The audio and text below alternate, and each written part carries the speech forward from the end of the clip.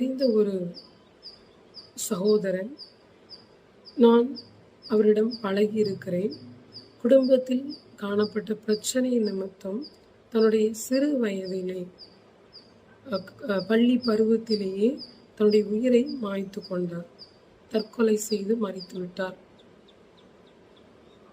நான் ரட்சிக்கப்பட்ட பின்பு தேவன் எனக்கு சில காரியங்களை அந்த நபரை குறித்து வெளிப்படுத்தினார்.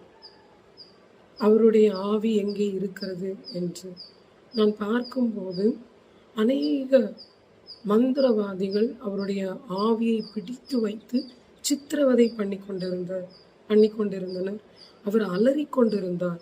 என்னை யாராவது காப்பாற்றுங்கள் காப்பாற்றுங்கள் என்று அலறிக் கொண்டிருந்தார். எனவே இறந்ததற்கு பின்பதாகவும் ஒரு வாழ்க்கை இருக்கிறது. அதுதான் நித்தியமானது. இது நாம் இப்போது வாழ்கின்ற இந்த வாழ்க்கை அநித்தியமானது. நாம் 80 வயது வரைக்கும் கூட வாழலாம். ஆனால் இது அநித்தியமானது. இந்த மாம்சம் அழியும் போதுதான் நமக்குள் இருக்கிற ஆத்துமா தேவனிடத்தில் சென்று நம் பாவமில்லாமல் வாழும்போது அது மிகவும் ஒரு இளைப்பாறுதலுக்குள் கடந்து செல்லும். ஆனால் பாவம் அதிகமாகும் போது